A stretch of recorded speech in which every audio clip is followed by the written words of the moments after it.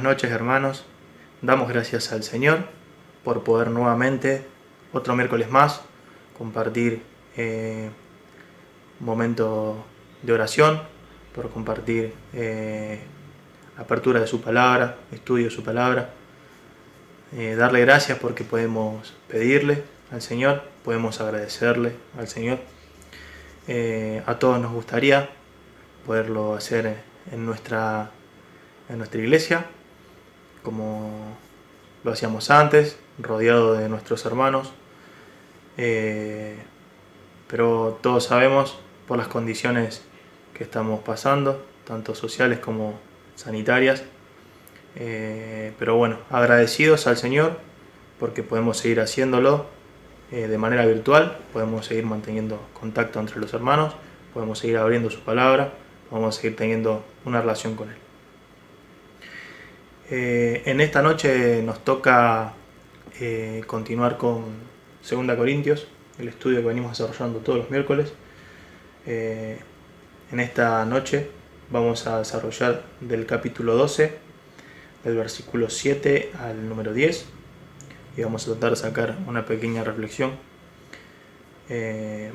Vamos a leer 12, 7.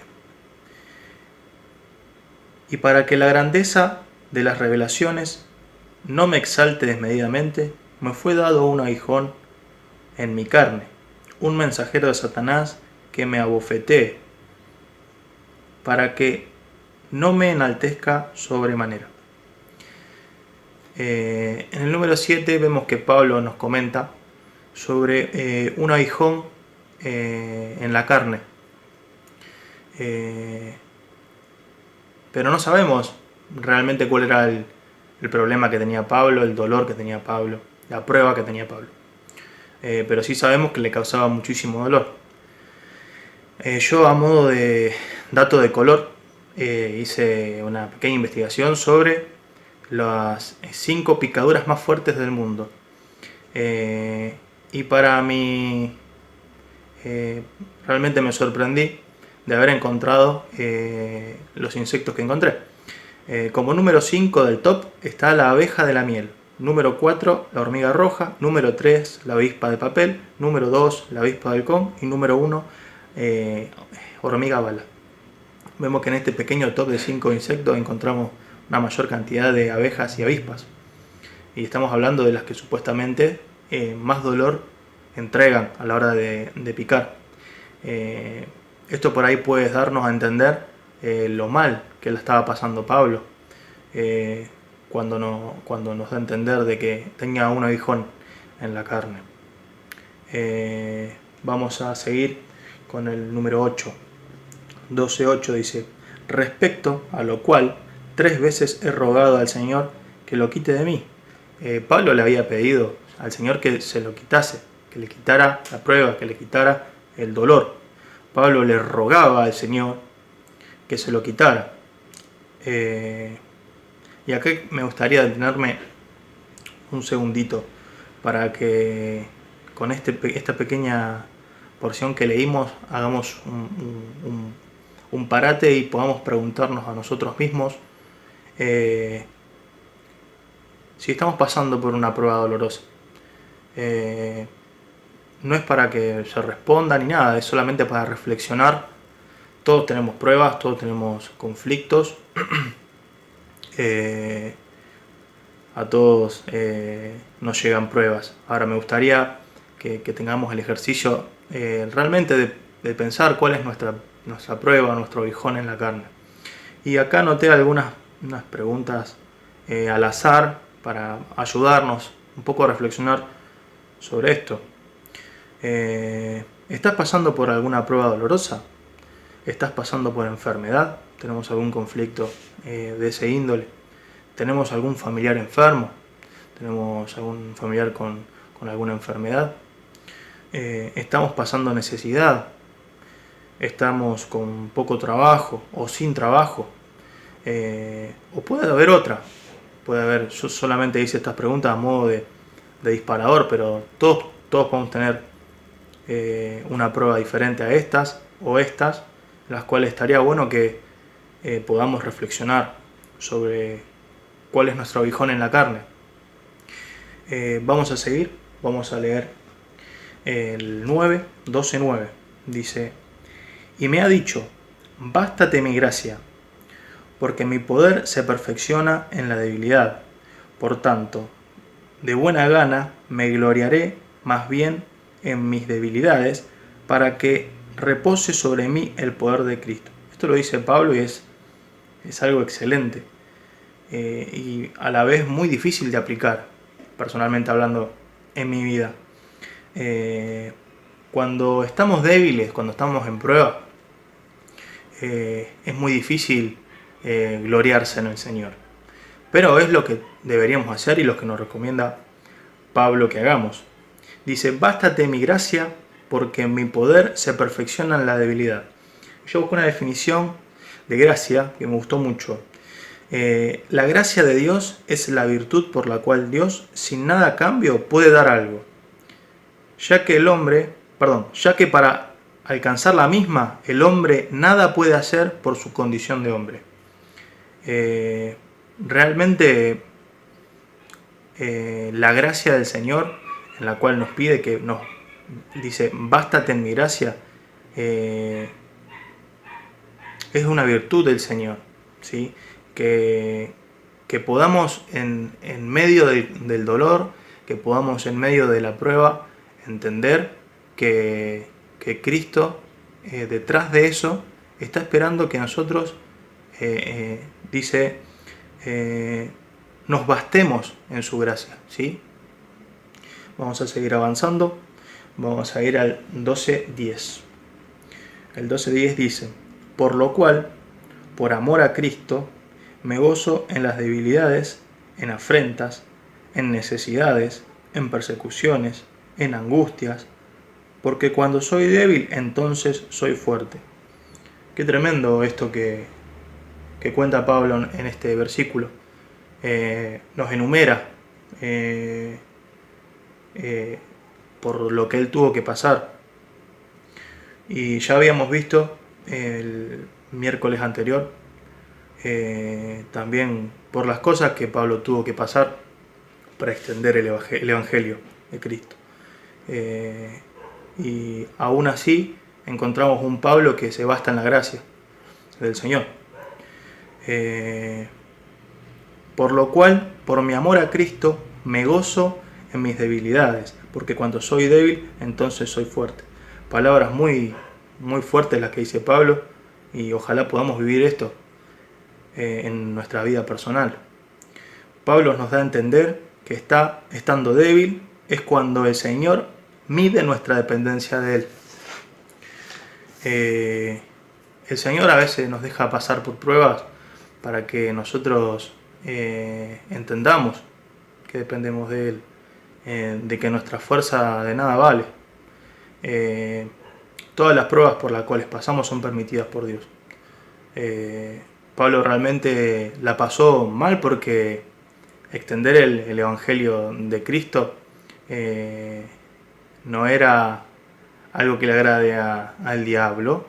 Entonces podemos reflexionar sobre que cuando una persona se pone en las manos de Cristo es cuando más adversidad va a pasar, donde más pruebas va a haber en tu vida, donde peor la vas a pasar, porque cuando una persona está fría, llamémosle, el diablo quizá no le presta tanta atención como una persona que realmente se pone en las manos del Señor y realmente quiere extender, como lo hacía Pablo, quiere extender el Evangelio de Cristo. Ahí es cuando más probados vamos a ser, cuando peor la... Y podemos hacernos una pregunta también para reflexionar, es que cómo actuamos nosotros a la hora de tener una prueba, un conflicto. ¿Continuamos agradando al Señor cuando la estamos pasando mal? Cuando llegan pruebas a nuestra vida, cuando llegan conflictos a nuestra vida, dejamos todo, salimos del grupo de la iglesia, cortamos todo tipo de relación con las personas de la iglesia. ¿Cuál es la posición que optamos? de alejarnos del Señor o de depender enteramente de Él, o de darnos cuenta de que somos plenamente dependientes del Señor. Nuestro Dios es un Dios bueno y sabio. Todo lo que nos pasa es para su gloria y para nuestro bien. Esto también es muy difícil de entender. ¿Cómo puede ser que si el Señor me ama tanto, me deje pasar por estas diferentes adversidades que pueden pasar en mi vida? Y eso es real, hay que vivirlo. Todo lo que nos pasa es para su gloria y para nuestro bien. Nosotros no somos llamados a entender el obrar de Dios. Nosotros somos llamados a darle gracias porque es un Dios soberano y justo. Y entender que Dios es un Dios soberano y justo es entender que todas las cosas que nos pasan para nuestro bien. Pablo tenía que aprender la lección de que la gracia del Señor es suficiente, no importa la aflicción por la cual esté pasando. Acá hay un ejercicio muy lindo que me gustó hacer, es cambiar el nombre de Pablo por mi nombre, o podrías hacerlo por el tuyo, y decir, Daniel tenía que aprender la lección de que la gracia del Señor es suficiente, no importa la aflicción por la que esté pasando. Mi gracia te es suficiente, decía el Señor. Qué bueno que podamos vivir esto, qué bueno que podamos vivir momentos de aflicción y sostenernos en el Señor, ampararnos en el Señor, no renegar del Señor, no hacer todo lo contrario del que el Señor espera de nosotros. Dios nos muestra en ocasiones lo frágiles e inoperantes que somos para que dependamos enteramente de la gracia de Dios. A mí me gustaría compartirles, hermanos, lo que me pasó con mi familia, con el nacimiento de Tomás. Solamente voy a robarles algunos minutitos más. Yo cuando nace Tomás, Gisela estaba con trabajo de parto, nos vamos con Gise para que la internen ya, para comprar, como se dice, y recuerdo que no quise que nadie me acompañara. Yo quería demostrarle a mi papá, a mis hermanos, a mi mamá, a todo mi círculo, que yo podía hacerme cargo de ese tipo de situación, que no necesitaba ayuda. Quería mostrarme fuerte y confiado, quería que vean de lo que yo era capaz. Entonces decidí ir solo con mi señora, Giselle, y bueno, como algunos saben, ya se lo hemos contado, Tommy estuvo con complicaciones a la hora del parto. Tomás nació con respirador, nació de color violeta, recuerdo.